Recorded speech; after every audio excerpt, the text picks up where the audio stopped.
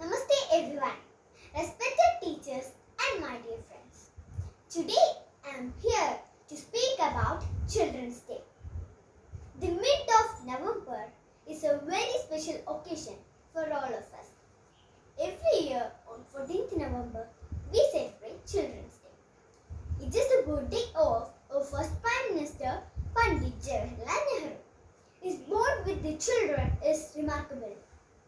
Celebrating his birthday as Children's Day in our schools and in our families is our way of honoring his memory and the vision of Chacha Nehru.